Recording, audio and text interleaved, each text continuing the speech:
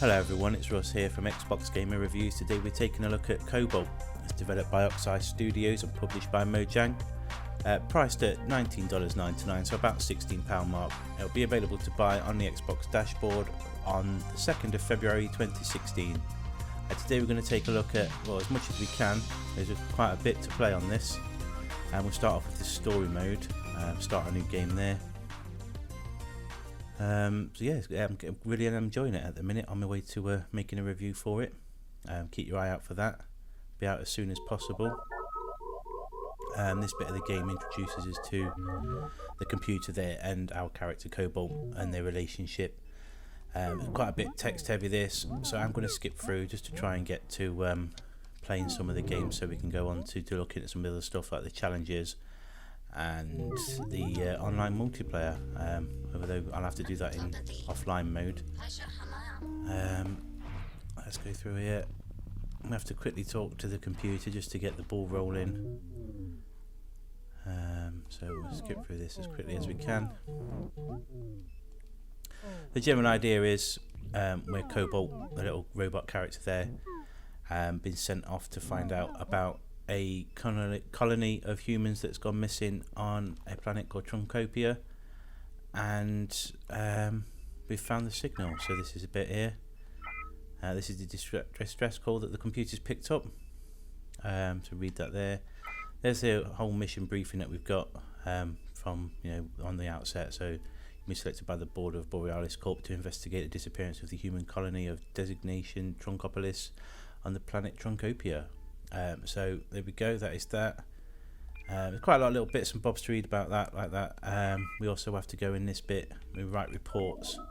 Nice little cool touch there, so sort of get the ball rolling of the story of your character typing up his report, and then doing this after each world that you've visited will trigger like a cutscene, if you like, with the computer to move on to the next stage. I'm going to do my best to I've got to watch him do this bit, I forgot about that. Right, we can skip this. So there's a nice little bit of banter between the two there. It's quite funny when you get into that. I've got to wait for him to activate the stuff, please. There we go.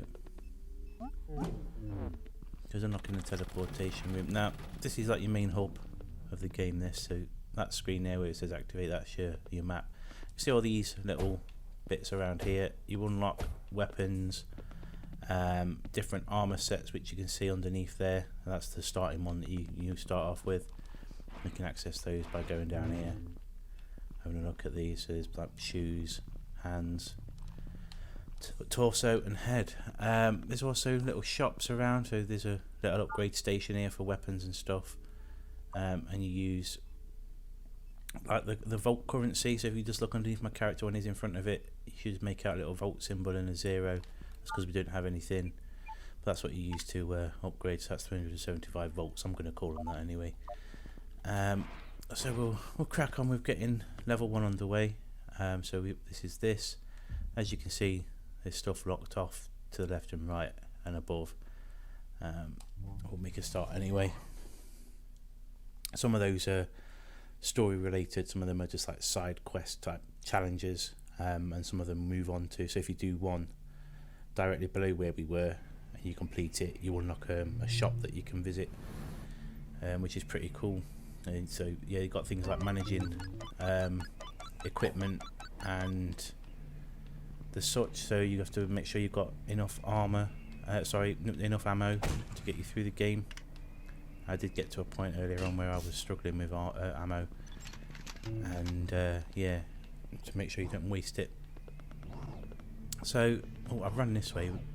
There is a door to the right side. I'm not going to run all the way back over there, but over there's a door that we can unlock, and we need to go in here to unlock it by using this computer. Just punch these. These give you little pickups, loot, etc., grenades and stuff. As you see, I've picked up a grenade there. So we open the terminal. There's all little pages of stuff to read, just little bits and bobs. Gives a game a nice bit of depth, and I am enjoying that. It's unlock the door that's on the far right, so that's that unlocked. We can open this, find a secret, and I will explain while I'm here the combat system. So you've got your punch, standard attack, which you equipped by pressing the X button, right trigger to punch. If you've got a gun, you press the Y button, cycle between the different guns you've got, keep pressing the Y button, and again shoot with the right trigger. B is for your throwables, and you can cycle through them again by pressing the B button again, and you press and hold the trigger to throw them at different strengths. Also aiming, right, so your standard aim is directly across as you're walking. If you hold up or down, your character will auto lock on to the next available target. You can see there that bullet doesn't quite reach, so we need to be a bit closer, but there we go, that's that. And it's worth shooting out things like that because you get pickups off them, grenades, valuables to give you some precious money to spend. Another little added element is this little locker here. We can pick the lock on it there by highlight. When it highlights to the orange, I don't know if you can see that, just there, and we've unlocked it. And we've managed to pick up an axe. So we've now got a new melee weapon. Melee weapons is what it is that you're holding. You can't switch between those. So I've got an axe for my melee weapon at the moment. Right, we just need to progress. I mean, there's no actual waypoints telling you where to go. It's all about exploration, finding your own way around, and yeah, just generally getting through it. I'm just trying to see if I can notice that little block there, see if I can get onto it, but I don't know like I can. And we'll get through this. That is like a checkpoint. You can also return back to the ship using that, and then if you go back to the ship, oh, I'll get away from there. Go back to the ship, you'll come back to the last checkpoint that you was at, which is quite nifty. You just saw me then do a roll. That's another movement that we can do. It comes in handy for defending, so grenades and some bullets that will get shot at you, if you roll into it and you headbutt it, as long as it touches some part of your body and not your feet, you will bounce it away, which is one of the nice elements of this game. And we'll try and get some of that on the go in a minute. We need to get this bridge down, so again I'm just pressing up on the D-pad. He's auto aiming, sorry, on the left stick, he's auto aiming up at that, shoots it down. And we meet this other strange character, one of the first alien type creatures we've met, and again this introduces you to, you got options to talk about different stuff. So nice to give you that choice of what to say back, and I'm assuming that's going to play a part in the ending of the game, as I do know there is 3 different endings to this game, but I'm not quite there myself yet, so we'll skip through that anyway. So you see it's not quite, oh, these birds, get rid of these. Picking up some stuff, throwing spikes. So, control wise, I will say it's not it's the usual, what you'd expect, but once you get the hang of how it all works, it's understandable why it is the way it is, and it's not straightforward like you would expect a platformer to be. It doesn't work like that. You can go around stealthing, so you can unlock body parts that once you duck down like so, you can stealth through levels and take different approaches from let's see if I can go in there. I think we can. Different approaches to situations, which is pretty cool. So again, it's more of a RPG style element to it rather than just a straight up platformer where you just go at everything head on.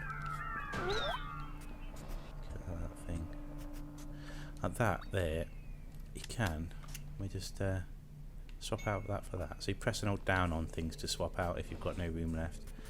Just picked up an egg, which is a saber egg, which is what those little birds are called. So if we do that, you see him spawn in there. He's actually ours now when he decides to show back up. You can have 3 pets at the same time, or friends as it's called. And there you go. And if you stay around them long enough, your character actually renames them himself, which is quite cool. I think he's going to do it there.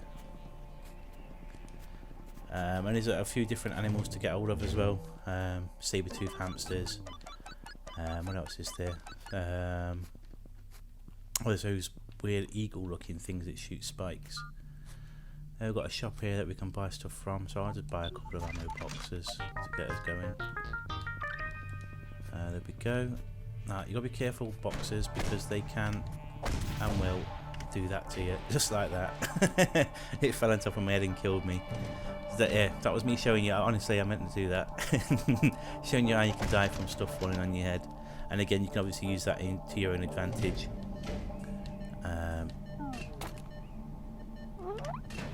Is that ours? I think they're ours. I can hear a beeping. That beeping noise you can hear, which is down there, is like an extra life. So extra lives on this work like you can respawn per extra life. Whereas if you die with no lives left, you'll go back to the last checkpoint, but everything would have respawned. If that makes any sort of sense. I need to try and get back up now. I can't go that way. This way. Leave them birds to it because they're annoying. So yeah, as I was saying, it's more of a sense of adventuring around. Not going in there. Then yeah, then straight up. So I have to go in, yeah. So there's little elements like that as well, finding out where those plugs go. And again, later on, obviously, you'll find that they're miles away and you've got to get them to certain points. So there we've got an extra life pick up there. Next respawn point. And it's introducing some more of the enemies, the proper enemies that we're going to have to come across. So we get across here. You can go like down there below us and you start looking around for stuff. But I think I've done a little bit too much of that so far. So I've just triggered an alarm there. I didn't mean to, but there you go. That's what that's about. So use down and up on the left stick to aim, Y for ranged weapons. So again, this is more tutorial at the start. I've done that anyway. So we've got another door lock to pick. That was pretty straightforward, that one. I go there, shoot that. Can I not aim at that one? Obviously not. Let's go up here.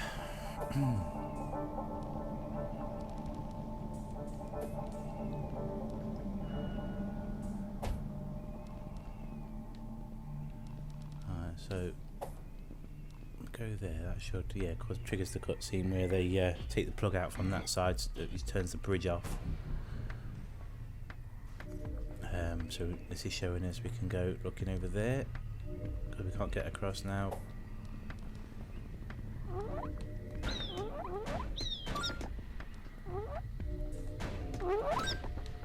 That one had the key. Anything else? No. I just want to get the key back in, put the bridge back on. Throw that in there. That bridge is back up. We can go across again. We could have come down and looked underneath us there before putting the bridge on, but that's too much adventuring for a video, and we've got to try and fit as much in as we can.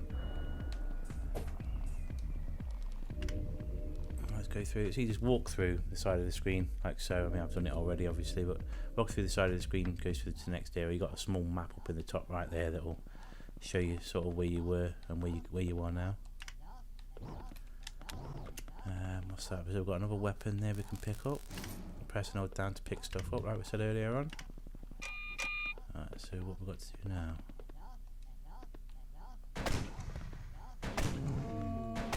Aha, that's what that is. We can go looking around. So, we can go in this room if we want.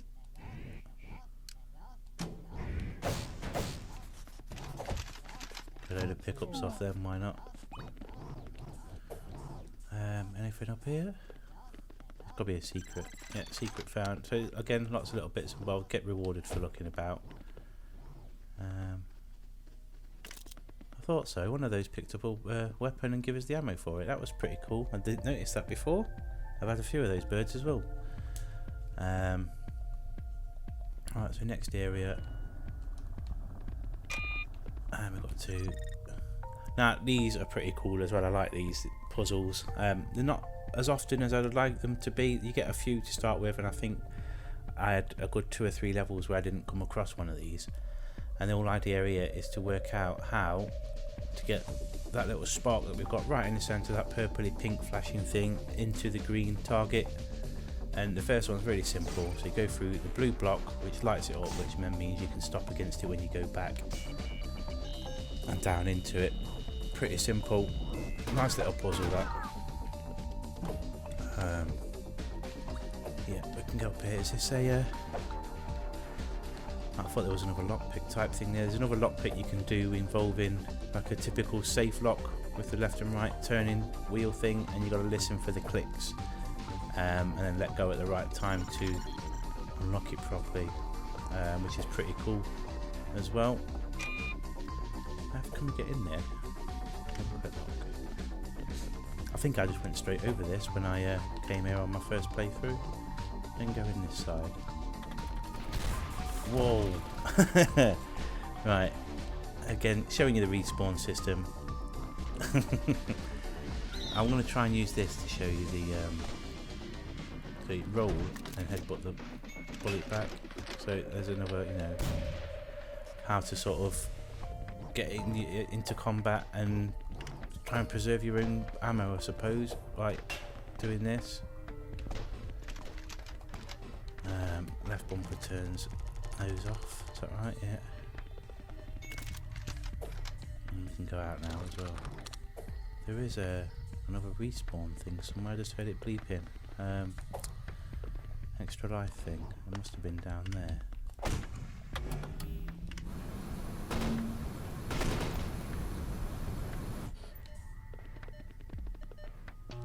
There we go. Again, they aren't always in the same place either, those things, those extra lives, so you have to keep yourself alert and aware, listening out for those sorts of things. Obviously the more you can rack up now, the better it is later on in the game when you do start to die a lot more, because it is by no means an easy game. It takes a lot of patience, working out planning, and just generally trying to find alternate routes around things rather than head on. It generally seems to work better than going at things head on. So yeah, right, so we're going here. I'm just looking at the time to see if we've got time to oh no, it's just done me. So again, here I could do with,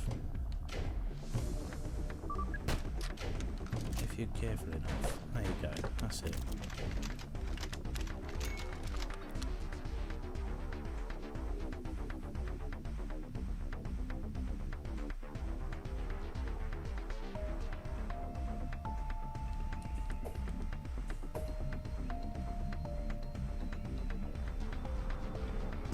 That's another little bit of a story bit here. Prisoners. Another little side thing, you can actually go and save them, find them. What I'm going to do now though, I'm going to grab this checkpoint and I'm going to return back to the ship.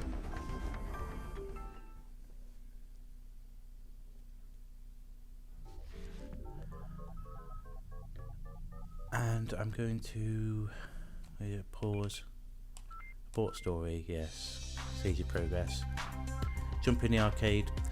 And we'll do a challenge, why not? Let's do a speed challenge. You can see there's loads of these. Keep going along, look. Which is pretty cool. What was I doing? A speed challenge. This one, this very first one, to start it. So let's just go. The idea of these is to get to the end of the level as fast as possible.